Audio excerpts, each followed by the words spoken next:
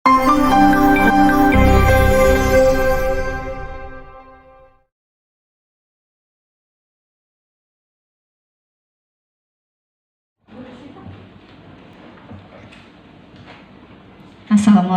warahmatullahi wabarakatuh.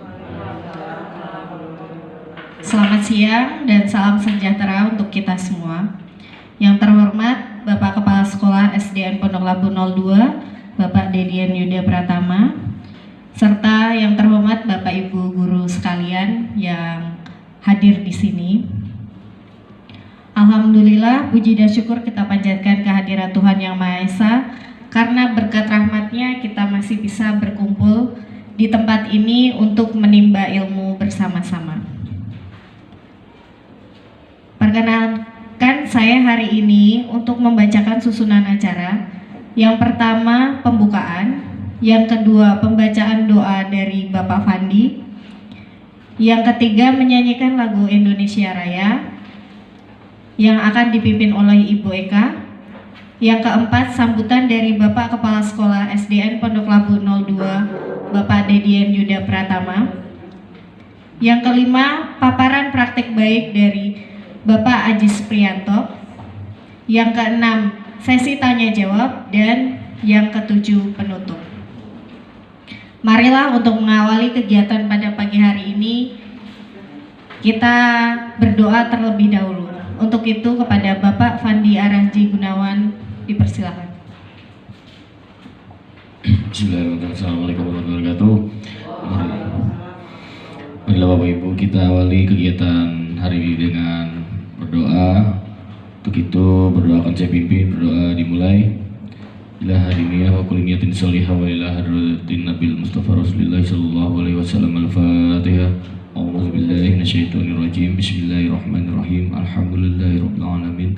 Ar-Rahmanir-Rahim, Maliki Yaumiddin. Iyyaka na'budu wa iyyaka nasta'in. Ihdinas siratal mustaqim, siratal ladzina an'amta 'alaihim ghairil maghdubi 'alaihim waladdallin. Amin. Astaghfirullahalazim, astaghfirullahalazim, astaghfirullahalazim. Allahumma inna nas'aluka salamatan fid dini wad dunya wal akhirah, wa afiatan fil jasad, wa ziyadatan fil ilmi, wa barakatan fil rizqi, wa taubatan qablal maut, wa rahmatan indal maut bi rahmatika ya arhamar rahimin. Rabbana atina fid dunya hasanah wa fil akhirati hasanah wa qina azabannar. Subhana rabbika rabbil izzati amma yasifun wa salamun alal mursalin walhamdulillahi rabbil alamin. Berdoa selesai. Wassalamualaikum warahmatullahi wabarakatuh. Terima kasih. Marilah kita menginjak acara yang ketiga. Kita berdiri bersama-sama. Kita akan menyanyikan lagu Indonesia Raya.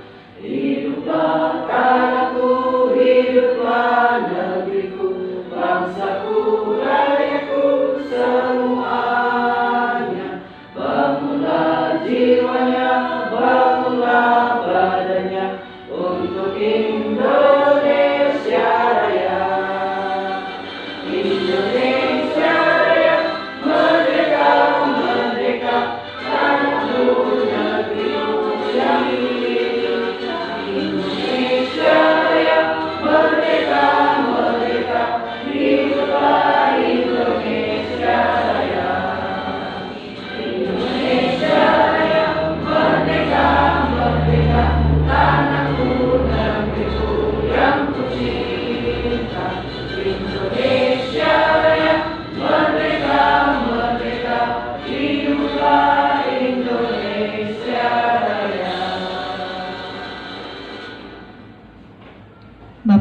dipersilakan duduk kembali.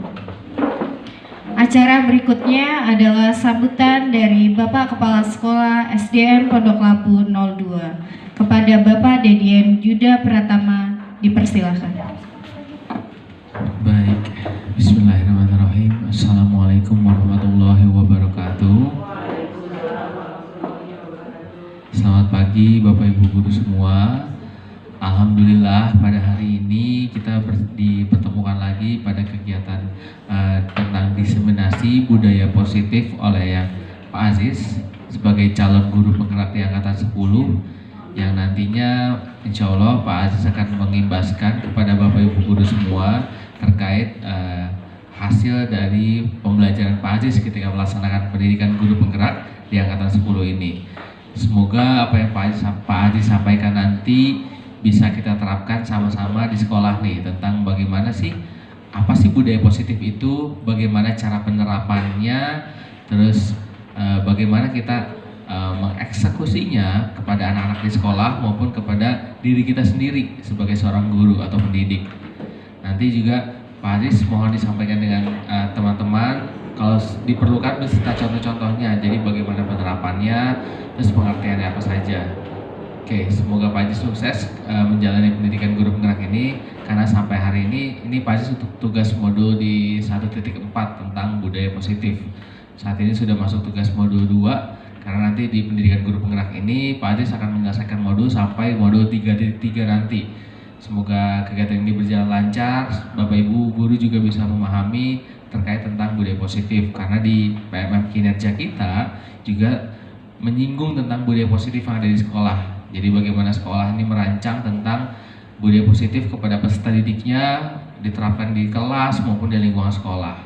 Jadi yang saya harapkan juga Bapak Ibu guru bisa memahami apa itu budaya positif dan bagaimana cara menerapkannya. Itu saja yang bisa saya sampaikan Pak Aziz pada pagi hari ini. Kurang lebihnya mohon maaf. Assalamualaikum warahmatullahi wabarakatuh. Terima kasih Bapak Dedin Yuda Pratama atas sambutannya. Acara berikutnya adalah paparan diseminasi budaya positif dari Bapak Ajis Prianto. Kepada Bapak Ajis Prianto dipersilakan.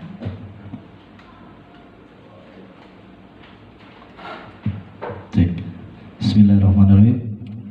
Assalamualaikum warahmatullahi wabarakatuh. Selamat siang, salam sejahtera bagi kita semua. Yang terhormat Bapak Kepala Sekolah SDN Pondok Labu 02, Bapak Dedin Yuda Pratama SPD.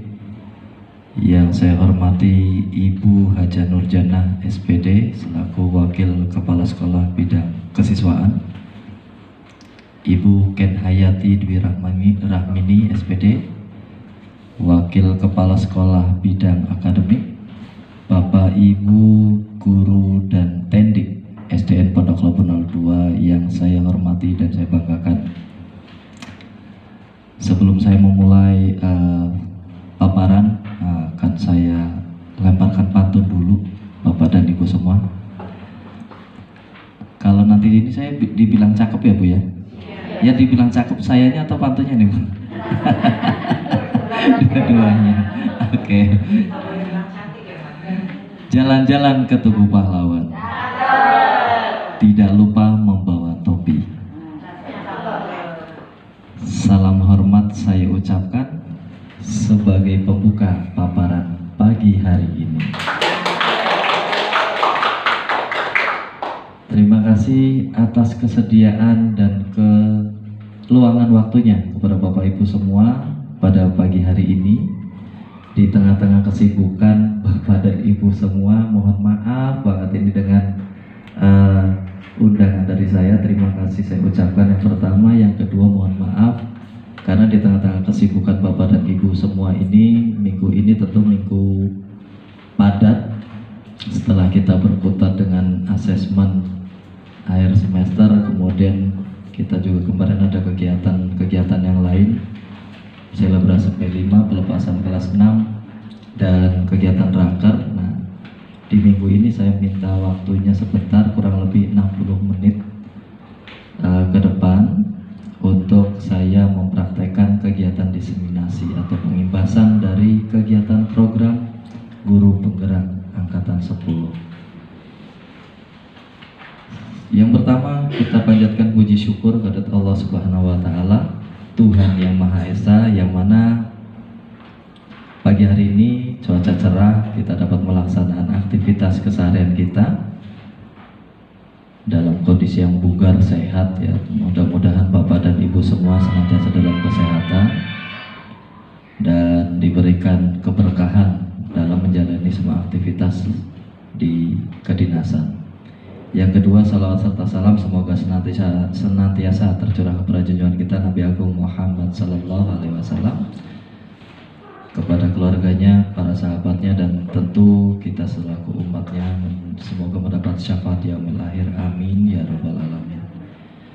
Bapak dan Ibu yang saya hormati dan saya banggakan, pada kesempatan pagi hari ini saya akan memberikan diseminasi terkait dengan penerapan budaya positif. Seperti yang tadi disampaikan oleh Bapak Kepala Sekolah bahwa kegiatan diseminasi ini merupakan pengimbasan dari materi-materi yang diberikan oleh calon guru penggerak melalui program Kementerian Pendidikan dan Kebudayaan. Yang pertama ada budaya positif. Izin saya bergeser ya Bu. Ya, budaya positif merupakan perwujudan dari nilai-nilai atau keyakinan universal yang diterapkan di sekolah. Nah, ini merupakan budaya yang akan kita terapkan mulai penerapan diseminasi yang dimasukkan pada kegiatan modul belajar 1.4 program Guru Penggerak. Disiplin atau budaya positif diyakini mampu menciptakan kolaborasi antar warga sekolah, orang tua murid, dan dapat terlaksana dengan baik, serta akan mengembangkan nilai-nilai positif yang dimiliki murid dan menciptakan pribadi-pribadi berkualitas, berkarakter sesuai dengan profil pelajar Pancasila.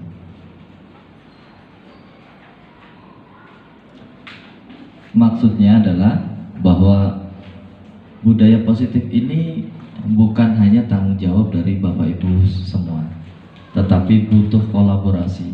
Istilah kolaborasi sekarang mungkin lebih sering didengar ya Bapak Ibu. Kalau dulu mungkin kita lebih banyak mengenalnya gotong royong atau kerjasama, saling bantu. Nah, tetapi kalau dalam istilah sekarang lebih istilah ini lebih digaungkan sebagai istilah kolaborasi, yaitu adanya kerjasama satu pihak dengan pihak lainnya dalam mensukseskan atau menjalankan kebijakan-kebijakan tertentu dalam meraih tujuan bersama. Sehingga di sini budaya positif juga bukan hanya tanggung jawab guru, melainkan juga butuh kolaborasi kerjasama dari orang tua, ya. Kemudian karena di sini sasarannya adalah murid atau siswa murid atau peserta didik kita, yang dengan tujuannya adalah mengembangkan nilai-nilai positif dari siswa atau murid. Nah, serta menciptakan pribadi yang berkualitas, berkarakter. Nah, tantangan zaman sekarang tentu Bapak Ibu semua sudah memahami pengaruh teknologi yang tidak bisa kita bendung. Zaman dulu kita yang namanya mau menelpon orang pun kita harus ke wartel ya, warung telepon zaman dulu. Kalau kita yang tidak punya telepon rumah, di sana kita harus bayar. Kalaupun tidak, kita juga bisa menggunakan telepon umum yang menggunakan koin. Ini mungkin Bapak Ibu juga pernah mengalami, ya, Bu Ratna, Bu Anin, ya, termasuk saya juga dulu di era tahun 2000-an juga mengalami hal serupa. Bahkan di tahun 2000-an, ketika ada barunya alat teknologi yang lain, baik HP dulu pun sama. Kita satu kartu perdana atau pulsa aja masih ratusan ribu ya Bu. Kalau sekarang dijual murah karena pengaruh perkembangan teknologi. Nah, ini yang tidak bisa kita bendung. Dulu HP merupakan sebuah atau alat komunikasi yang hanya dimiliki oleh beberapa orang. Sekarang hampir semua orang dipastikan punya handphone. Dulu fasilitas ini pun hanya dimiliki oleh orang dewasa. Ya. Sekarang bayi baru lahir pun kayaknya sudah mengenal gadget, ya. Ya, sehingga ini merupakan satu pergeseran zaman yang tidak bisa kita bendung. Termasuk sisi-sisi negatifnya yang tidak bisa kita bendung. Nah, tapi kita bisa tangkal dengan penerapan budaya positif, ya, sehingga tercipta pribadi-pribadi yang berkualitas dan berkarakter. Nah, tujuannya adalah terbentuknya profil pelajar Pancasila, berketuhanan, bernalar kritis, mandiri, dan lain sebagainya. Pada konsep dasar modul 1.4 melalui penerapan budaya positif, di sini ada 7. Yang pertama adalah perubahan paradigma belajar. Yang kedua ada disiplin positif. Yang ketiga adalah kebutuhan dasar manusia. Keempat adalah motivasi perilaku manusia. Yang kelima posisi kontrol. Yang keenam keyakinan kelas. Dan yang terakhir, yang ketujuh adalah segitiga restitusi. Nah, tujuan penerapan ini tentu mewujudkan profil pelajar Pancasila. Yang pertama di sini akan saya sampaikan tentang perubahan paradigma baru. Seperti yang tadi saya sampaikan tentang perubahan zaman. Nah, ini yang merubah juga tata cara kita dalam mengajar atau mendidik siswa-siswi kita semua. Di sini tentu kita juga ada beberapa fase ini ya, generasi ya. Mungkin pada di era-era seperti Bu Haji Nur ini mengalami, dan Bu Haji Ros SPG ya Bu ya, SPG Sekolah Pendidikan Guru. Nah, termasuk Putri, Bu Anin. Nah, kalau saya di era diploma 2. Nah, itu di era tahun 2000-an. Kemudian sekarang mungkin teman-teman yang lain ini juga sudah berbeda lagi, adanya semua guru harus S1. Nah, tentu dengan apa yang disampaikan ketika kita semua mengenyam pendidikan di pendidikan formalnya sebagai seorang guru, nah, ada beberapa perubahan yang harus kita aktualisasikan dengan adanya budaya adaptif. Ya, artinya apa? Bahwa apa yang kita pelajari dulu mungkin bisa saja masih relevan dengan tahunan sekarang, atau bisa juga apa yang sudah dulu kita pelajari ketika menempuh pendidikan formal bisa juga sekarang sudah kurang relevan, sehingga kita harus memiliki budaya adaptif, menerima perubahan, ya, kemudian terus menggali kemampuan dan kompetensi kita sebagai seorang pendidik atau guru, sehingga kita bisa menjadi guru yang profesional. Nah, mungkin untuk di awal agar kita lebih semangat, mohon izin Bapak Ibu, mungkin jam-jam sekarang juga sedikit rawan ini, saya juga belum ngopi sehingga agak sedikit ngantuk. Ya, untuk pembuka biar Bapak Ibu semangat. Ketika saya tepuk 1 berarti Bapak Ibu tepuknya di tengah. Tepuk 1, tepuk 2, kanan, kiri. Ini juga bukan sesuatu yang baru. Saya yakin Bapak Ibu semua juga sudah tahu dan mungkin sudah sering mempraktekannya. Tepuk 3 seperti membentuk segitiga ya, kanan, kiri, tengah. Nah, tepuk 4 2 kali di kanan, 2 kali di kiri. Nah, tepuk 5 2 kali kanan, 2 kali kiri, satunya di tengah. Bisa dipahami Bapak Ibu? Oke, tepuk 1, tepuk 1, tepuk 1, tepuk 2, tepuk 2, tepuk 2, tepuk 3. Nah, tepuk 3, tepuk 4,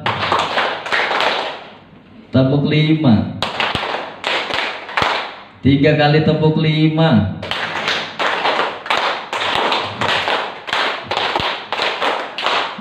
baik, terima kasih Bapak. Ya, iya, jadi itu bentuk nada kan Bu ya, jadi ada nadanya. Ya, ya, saya lanjutkan. Nah, dari stimulus respon yang menjadi teori kontrol, pada stimulus respon kebutuhan semua orang sama. Semua orang melihat hal yang sama. Guru mencoba mengubah murid agar berpandangan sama dengan murid. Kemudian perilaku buruk siswa dilihat sebagai sebuah kesalahan. Guru bisa mengontrol murid dan model berpikir menang kalah. Nah, kita ulas satu persatu dulu Bapak dan Ibu semua. Yang pertama tentu kita sama-sama sebagai makhluk hidup, ya, makhluk sosial, menginginkan hal yang sama, dihargai orang lain, ya. Kemudian kita juga bisa bersosialisasi, diterima di lingkungannya, dan kita juga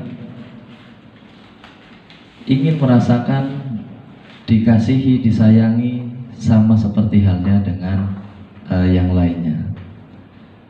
Saya ambil contoh kecil saja, mungkin dalam sebuah keluarga, ketika saya punya anak dua, ketika saya tidak bisa memberikan rasa adil dan rasa nyaman kepada dua anak ini, tentu akan menimbulkan satu kecemburuan.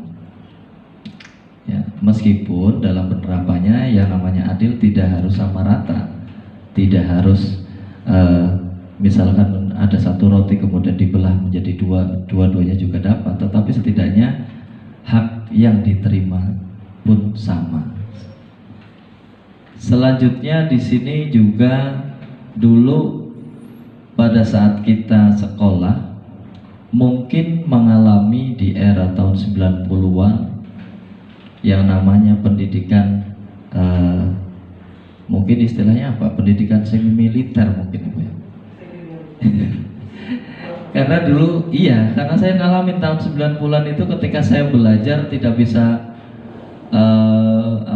mengerjakan sesuai yang diinginkan sama seorang guru, ya udah apa yang dipegang oleh gurunya itu yang dikenain ke muridnya.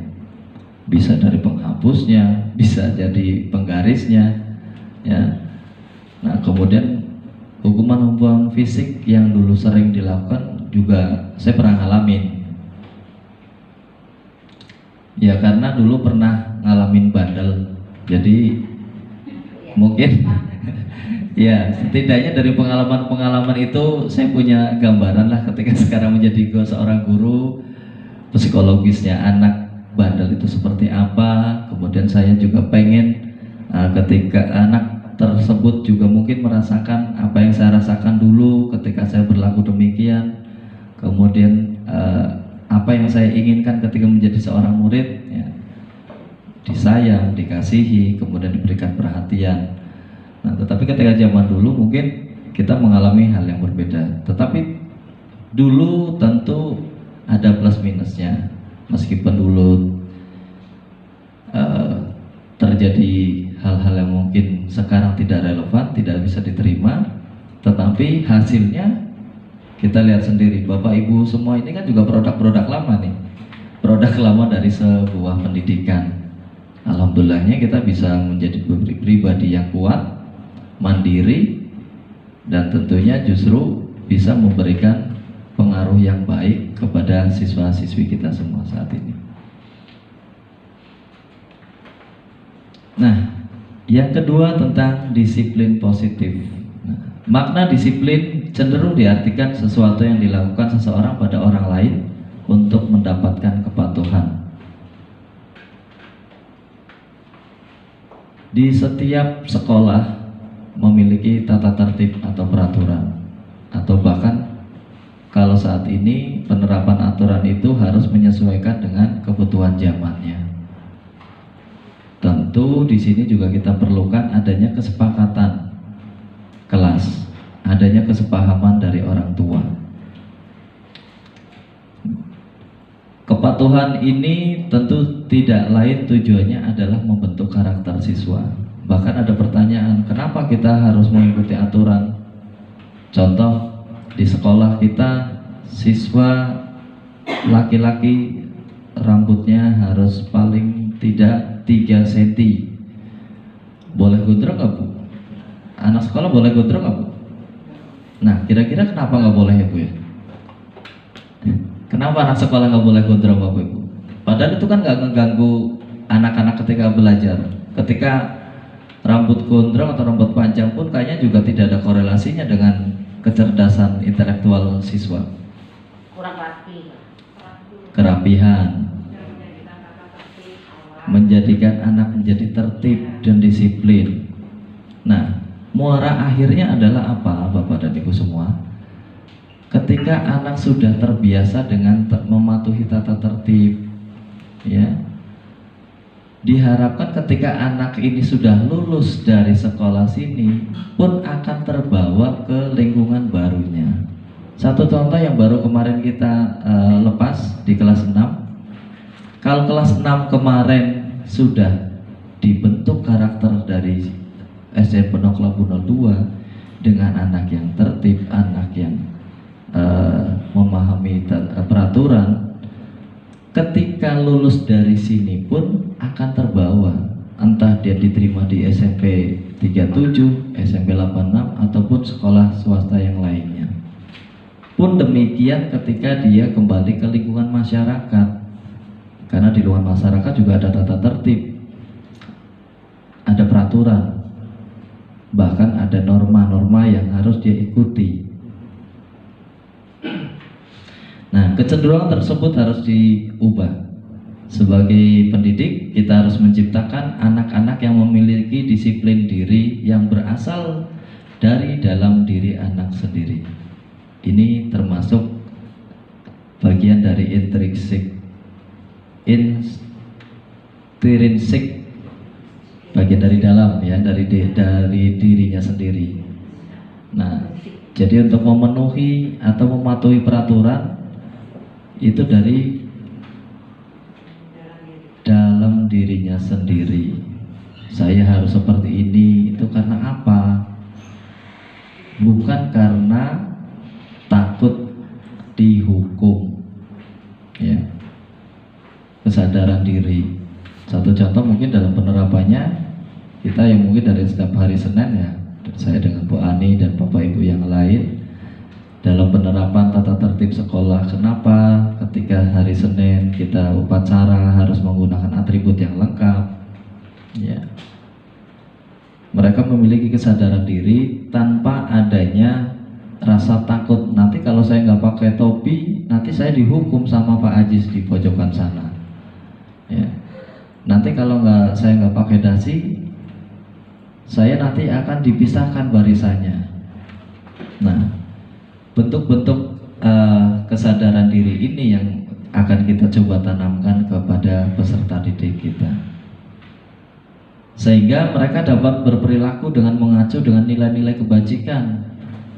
Nah, nilai kebajikan ini yang perlu kita tanamkan Bapak Ibu semua, bahwa sekarang juga anak harus tahu maksud tujuan dari tata tertib yang kita terapkan di sekolah, nilai kebajikannya apa sih? Ya.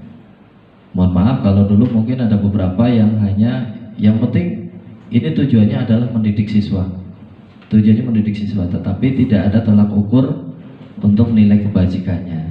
Kenapa kita harus rambutnya pendek? Ya, satu dengan kerapihannya. Ya. Kenapa kita harus datang tepat waktu atau jam sesuai dengan jadwal yang ditentukan? Nah, di situ ada nilai kebajikan dari kedisiplinannya. Sehingga karakter-karakter ini nanti akan kebentuk, anak juga tahu tujuan peraturan atau tata tertib ini maksudnya ke arah mana. Nah, ini yang perlu kita tekankan, nilai kebajikannya. Dengan apa yang kita hargai atau pencapaian suatu tujuan dan ataupun menghindari dari rasa tidak nyaman. Seperti yang tadi saya sampaikan, bahwa anak ini mengikuti peraturan bukan karena rasa takut karena dihukum, tapi lebih karena kesadaran diri. Yang ketiga, adanya pemenuhan kebutuhan dasar manusia. Kebutuhan dasar manusia merupakan perilaku yang dilakukan murid yang memiliki tujuan tertentu.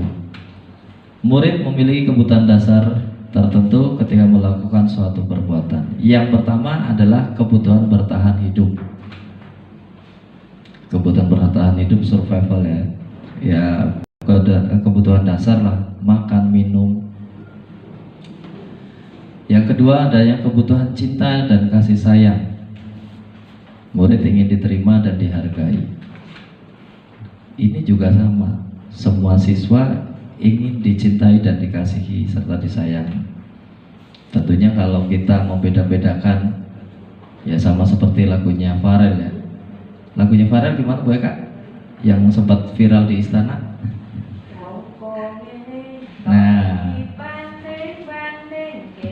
Nah, kalau kita dibanding-bandingin gimana rasanya Bu Eka? Nah, tentu ada rasa ketidaknyamanan.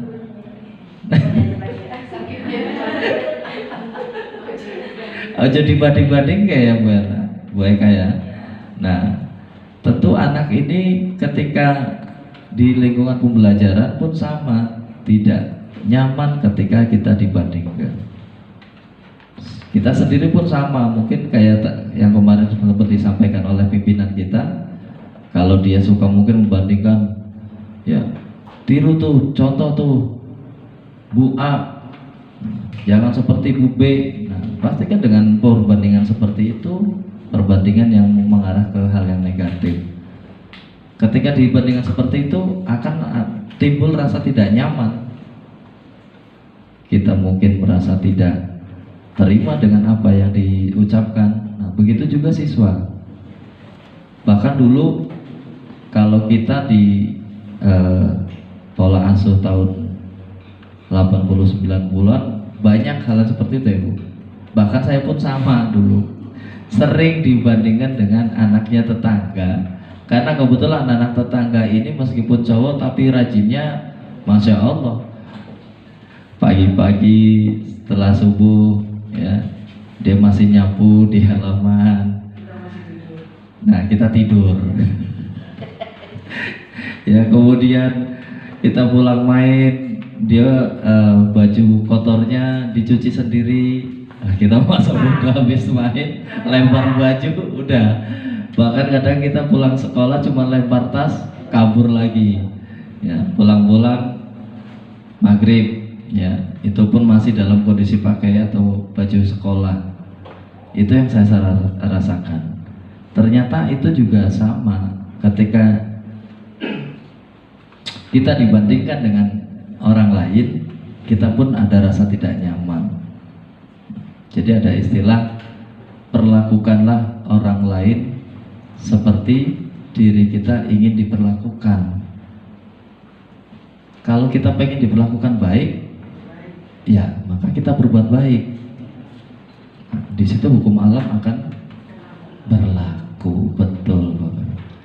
Nah, yang ketiga ada kebutuhan penguasaan. Nah, di sini anak-anak juga membutuhkan bagaimana dia merasa diakui bahwa dia memiliki keterampilan atas kemampuan yang dimiliki. Sehingga tidak jarang kalau kita sering memuji anak-anak, si Alia jago seni ya. Nah, itu akan menumbuhkan rasa kepercayaan dirinya. Dan di sini juga termasuk dalam kebutuhan dasar manusia, pengakuan atas kemampuan yang dimiliki. Tentu kayak kita pun sama, misalkan Bu Eka ternyata jago, selain jago dandan, jago nyanyi juga loh. Nah, itu kan di situ juga ada pengakuan bahwa kemampuan yang dimiliki kita diakui oleh orang lain. Sama halnya murid-murid kita. Yang keempat, adanya kebutuhan kebebasan. Ya, anak ini boleh memilih apa yang dia sukai,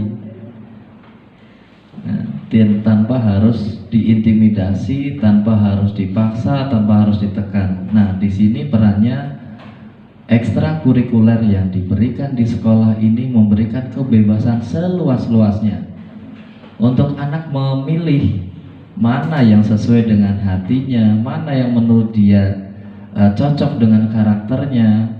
Nah, ini salah satu termasuk perwujudan dari memenuhi kebutuhan dasar manusia. Dan yang kelima adalah kebutuhan kesenangan. Semua orang berhak mendapatkan kebutuhan merasa senang. Ya. Kira-kira kalau anak nggak senang kemudian kita paksakan, yang ada gimana, Bu? Makin berontak. Makanya di situ ciptakanlah rasa senang dalam kegiatan pembelajaran sehingga tercipta kegiatan pembelajaran yang menyenangkan. Yang keempat, tentang motivasi perilaku manusia. Ini menurut Diane Gosen. Ini nggak ada hubungannya dengan aplikasi Gojek ya, Bu. Karena di sini Gosennya S-nya 2 tanpa huruf D di belakangnya. Gosen. Nah, yang pertama, untuk menghindari ketidaknyamanan atau hukuman, seperti yang di awal. Ketika di situ anak akan bertanya, apa yang akan terjadi apabila saya tidak melakukannya? Nah, contoh kalau kita menerapkan tata tertib atau peraturan, Pak, hari Senin saya nggak pakai dasi sama topi lah. Nah, kemudian di situ juga akan muncul pertanyaan baru. Yang terjadi apa? Apa yang akan terjadi apabila saya tidak menggunakan topi atau dasi? Nah, di sini merupakan faktor motivasi eksternal yang diterima oleh anak sebagai perwujudan dari dia mengikuti perilaku yang dia lakukan dalam mematuhi peraturan sekolah. Yang kedua, untuk mendapatkan imbalan atau penghargaan dari orang lain. Biasanya, ini saya sedikit bercerita saja Bapak Ibu. Anak saya pun sering biasanya menanyakan ini. Kalau saya semester ini dapat peringkat, hadiahnya apa, Pak? Kemudian ada lagi ya yang kecil, misalnya, Pak, kalau aku udah sholatnya 5 waktu, saya dapat hadiah apa, Pak? Nah, ini biasanya mereka memiliki motivasi, apakah ini bentuk berupa penghargaan, imbalan, ataupun hadiah. Jadi yang akan dia tanyakan, apa yang akan saya dapatkan ketika saya melakukan hal tersebut? Nah, ini merupakan motivasi juga eksternal juga. Yang ketiga, untuk menjadi orang yang mereka inginkan dan menghargai diri sendiri dengan nilai-nilai mereka percaya, murid akan bertanya, akan menjadi orang seperti apa jika saya melakukannya. Nah, di faktor ketiga ini yang ditekankan nanti pada pelaksanaan segitiga restitusi. Jadi ditanyakan keyakinan mereka ketika dia menjalankan tata tertib tersebut, nanti apa yang dia peroleh, sehingga diharapkan menjadi motivasi internal pada dirinya dalam membentuk karakternya. Di atas ini merupakan definisi dari motivasi, yaitu dorongan yang timbul pada diri sendiri secara sadar ataupun tidak sadar untuk melakukan suatu tindakan atau tujuan tertentu. Yang pertama ada motivasi eksternal, yaitu contohnya murid melakukan kedisiplinan dikarenakan rasa takut, menghindar dari hukuman, atau pengharapan akan mendapatkan penghargaan. Yang kedua ada motivasi internal. Murid melakukan kedisiplinan karena sadar akan nilai-nilai kebajikan dalam dirinya, sehingga murid dapat menghargai nilai kebajikan diri sendiri. Nanti yang akan yang menjadi fokus pada kegiatan segitiga restitusi dan penerapan budaya positif adalah pada motivasi internal. Kalau selama ini mungkin masih di tahap ini, dia menjalani mengikuti peraturan atau tata tertib karena rasa takut dimarahin sama Pak Ajis, atau dia juga menghindari hukuman ketika dia patuh dengan peraturan. Tujuan atau niatnya dia, motivasinya dia adalah agar tidak mendapatkan hukuman. Ya, entah disuruh keliling lari keliling lapangan, push up sampai 10 kali ataupun yang lainnya. Nah, tetapi alhamdulillah kan di SDN Pondok Labu 02 ya, penerapan hukuman-hukuman yang bersifat fisik sudah tidak ada lagi. Alhamdulillah semua penerapan itu sudah kita aktualisasikan sehingga tidak ada lagi penerapan hukuman berupa hukuman fisik.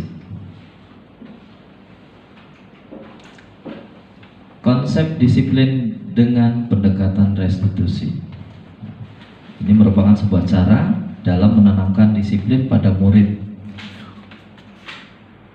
Apa itu restitusi? Restitusi adalah proses menciptakan kondisi bagi murid untuk memperbaiki kesalahan mereka sehingga mereka bisa kembali kepada kelompok mereka dengan karakter yang lebih kuat. Maksudnya apa?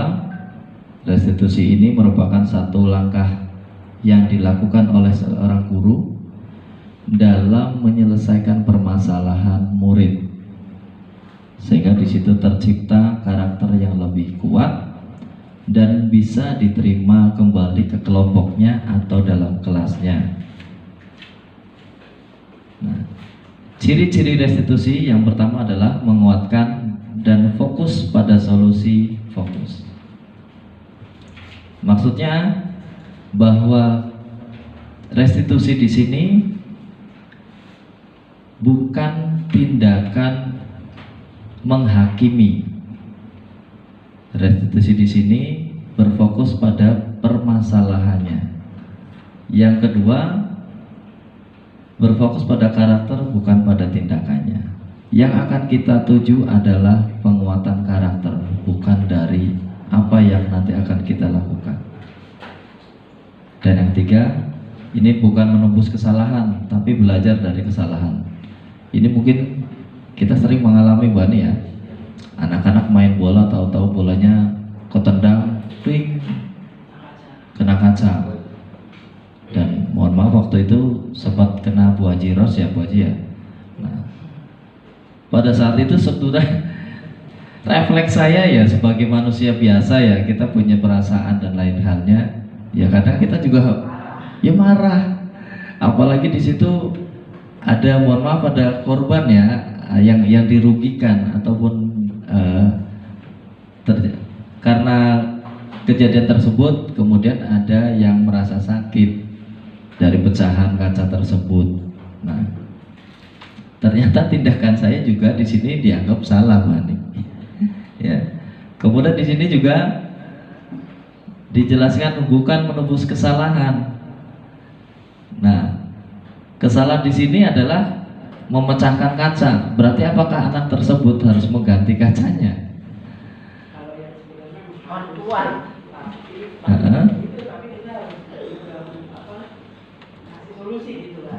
Betul, Bu. Nah, ini yang kadang saya terlewat, Bu. Nah, yang saya terapkan dulu kalau salah kelasnya Bu Tami ya, yang memecahin kaca di UKS. Apa kelas? Iya. Betul. Oh iya, kelasnya Bu Mika ya. Kelas 1, kelas 2 saat itu. Pecah. Nah, dulu kita selalu menganggap ketika anak salah, apalagi di situ merusak fasilitas sekolah, solusinya ya udah ganti. Pecah kaca, ganti kaca. Pecah vas bunga, ganti vas bunga. Pecah pot, ya udah ganti potnya. Ya.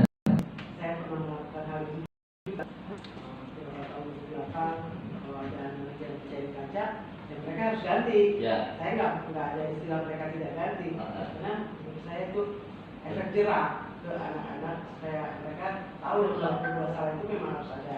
Ada konsekuensi yang harus konsekuensinya. diterima. Ternyata setelah dipelajari, setelah baca, ternyata salah. Tapi nggak apa-apa, proses. Kalau salah menurut saya tidak juga, tetapi ternyata ada tindakan yang harus kita lakukan selanjutnya. Artinya bukan hanya mengganti kacanya kemudian permasalahan itu selesai di situ, tetapi di situ kita juga harus menanamkan bahwa mereka juga belajar dari kesalahan, tahu salahnya apa, kemudian berikutnya atau kedepannya dia harus seperti apa. Itu yang sering kita lewatkan. Nah, di sini alhamdulillah saya juga banyak belajar dari materi ini, bahwa ternyata yang namanya seorang salah ya bukan hanya menembus kesalahan aja, tetapi dia harus belajar dari kesalahan yang dia lakukan. Itu yang kita lewati. Nah, mudah-mudahan kedepannya kita juga bisa saling koreksi. Barangkali saya juga masih seperti itu, ingatkan lagi. Ya. Nah, dan di sini ada yang keempat, yaitu mencari kebutuhan dasar yang mendasari tindakan. Sesuai tadi di materi sebelumnya, kebutuhan dasar manusia, dia untuk hak mendapatkan kasih sayang, mendapatkan kesenangan, dan kebutuhan dasar yang lainnya. Yang kelima adalah tawaran, bukan paksaan. Jadi di sini juga kita tawarkan dulu solusi yang bagaimana yang diterima sama anak tersebut, bukan kemudian kita yang memberikan solusi. Pokoknya harus seperti ini, pokoknya harus ganti, pokoknya kamu harus lakuin ini, kalau tidak. Nah, kalimat-kalimat seperti itu ternyata di kegiatan restitusi tidak dibenarkan. Sehingga di sini muncul kesadaran diri. Muncul kesadaran diri ketika dia sudah mengakui kesalahannya, ya, kemudian di situ dia muncul keyakinan dirinya untuk memperbaiki kesalahannya. Nah, dia menawarkan, baik Pak, ya, satu contoh kalimatnya, baik Pak, saya sudah mengakui kesalahan saya, maka saya akan seperti ini. Jadi yang muncul adalah dari muridnya sendiri. Ya, kita coba pancing, kita coba giring, bagaimana anak itu agar menyadari kesalahannya. Kemudian kita dorong kembali, kita giring lagi agar anak itu juga memiliki kesadarannya, sehingga sebaiknya dia seperti apa. Sehingga solusi yang muncul bukan karena keterpaksaan, tetapi dari kesadarannya dia. Nah, di sini juga memperbaiki hubungan. Dengan pelaksanaan restitusi ini akan terjadi memperbaiki hubungan. Maksudnya apa? Di kasus sebelumnya yang memecahkan kaca tersebut, kemudian anak tersebut saya suruh ganti, sementara mohon maaf mungkin orang tuanya yang datang ke sekolah, ya, meskipun dia juga minta maaf dan seterusnya, mengakui kesalahan anaknya, tapi ternyata dari situ dengan penerapan yang dulu pernah saya terapkan tersebut, anak akhirnya jadi takut dengan saya. Iya, meskipun di akhirnya hati-hati nendang bola yang tadinya mau kayak Cristiano Ronaldo yang kayak kemarin Pak Fandi selebrasi, ya tendangannya kencang, ya akhirnya sekarang kalau main hati-hati, dia mau tendang kencang akhirnya dipelanin, ya. Nah ternyata juga di situ kurang bagus dalam penerapannya, sehingga ada rasa takut. Karena di sini adalah ciri-ciri restitusi adalah memperbaiki hubungan. Dan yang terakhir adalah menuntut untuk melihat ke dalam diri sendiri. Nih, ini beberapa perbedaan dalam satu contoh kasus murid datang terlambat. Mana yang dimaksud dengan hukuman, mana yang dimaksud dengan konsekuensi, mana yang disebut dengan restitusi. Yang pertama, ketika hukuman, murid disuruh berdiri di depan kelas. Guru marah-marah ke murid, kamu setiap pagi datang selalu terlambat, dan seterusnya. Ya.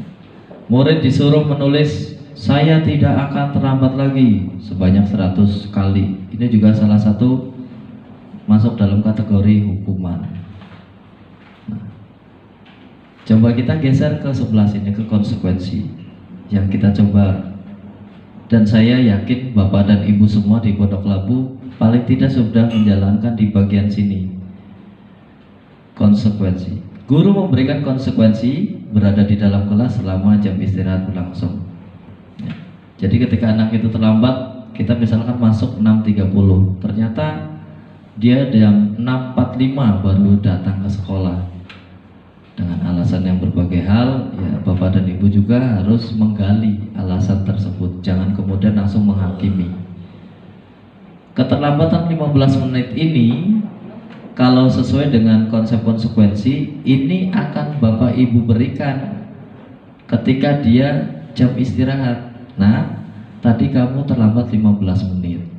Berarti konsekuensinya adalah waktu jam istirahat kamu akan dikurangi sebanyak menit yang kamu terlambat tersebut. Waktu istirahat 30 menit, ya udah berarti kamu waktu istirahatnya hanya 15 menit. Karena untuk menggantikan waktu keterlambatan sebelumnya. Yang kedua, guru tegas dan murid menghormati peraturan. Di bagian ketiga, di bagian institusi di sini, guru menanya keyakinan kelas yang telah disepakati dan guru membantu menyelesaikan masalah. Nah, untuk bagian restitusi di sini adanya komunikasi yang dibangun antara murid dengan guru. Adanya komunikasi yang dibangun antara guru dengan murid. Tanyakan dulu kesepakatan kelasnya, bagaimana komitmen yang ada di sana. Ya. Kemudian di situ tujuannya adalah terbentuknya karakter yang kuat. Yang kedua, murid terbuka dan menghormati dirinya dan orang lain. Murid mampu menyampaikan pendapatnya serta menghargai perbedaan dengan siswa yang lainnya. Nah, di sini yang kelima ada posisi peran kontrol guru. Yang pertama sebagai penghukum, yang kedua sebagai pembuat rasa bersalah, yang ketiga sebagai teman, yang keempat sebagai pemantau, dan yang terakhir sebagai manajer. Minggu lalu sudah kita pelajari dan ini sudah disampaikan sama Bu Fitri ya, tentang 5 posisi kontrol guru. Ya. Nih, kita lewati saja Bapak Ibu.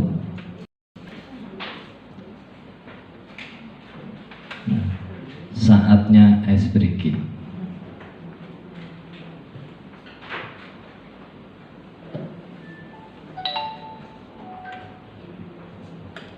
Ya, sebagai jeda materi, dulu Bapak dan Ibu agar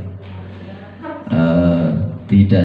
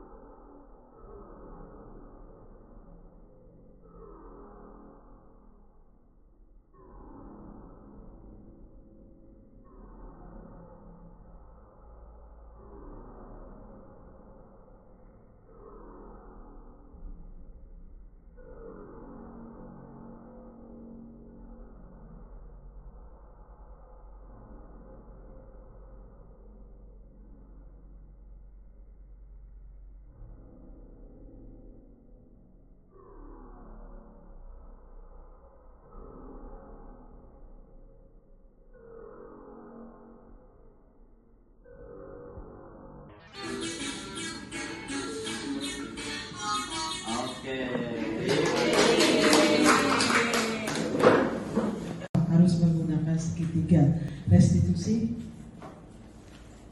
Silakan, mohon jawaban.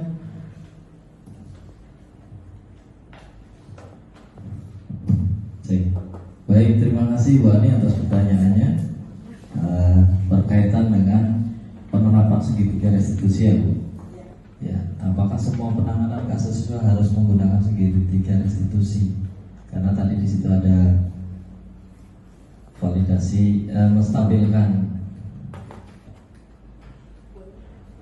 stabilkan identitas, kemudian validasi tindakan yang salah, kemudian yang terakhir adalah menanyakan keyakinan.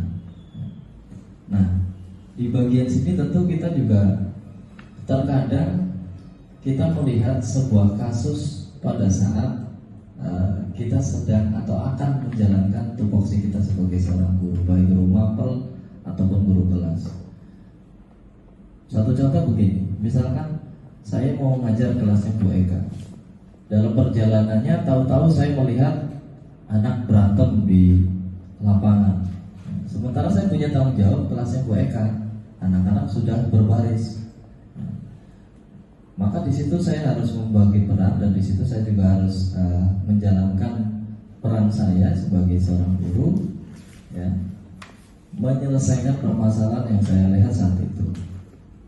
Nah, maka yang saya lakukan ya, tidak harus dengan segitiga restitusi secara berurutan, Bu. Tidak harus melakukan stabilitas identitas dulu. Kenapa Bu ini? Nah, tidak harus juga dengan langkah-langkah secara berurutan. Dari langkah pertama stabilkan identitas, validasi tindakan yang salah, kemudian yang terakhir menanyakan keyakinan.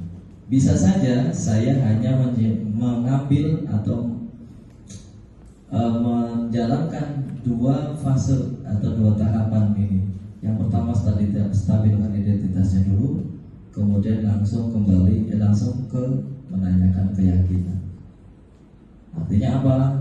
Di situ anak sudah saya dudukkan, saya tanyakan permasalahannya apa, ya. Kemudian di situ juga menenangkan emosi si anak, ya. Kemudian baru yang terakhir langsung ke keyakinan yang sudah dia sepakati. Dia harus dia harus menghargai orang lain. Dia juga tidak boleh berbuat ceroboh, sehingga permasalahan ini akan terselesaikan. Anak merasa nyaman, kemudian dia juga mampu kembali ke lingkungannya dengan karakter yang lebih kuat. Demikian Bu Ani, semoga terpuaskan dengan jawaban dari saya. Pembelajaran kita nanti kepada anak-anak. Terima kasih kepada Bapak Ibu Guru yang sudah menghadiri acara pada pagi hari ini. Akhir kata, terima kasih dan wassalamualaikum warahmatullahi wabarakatuh.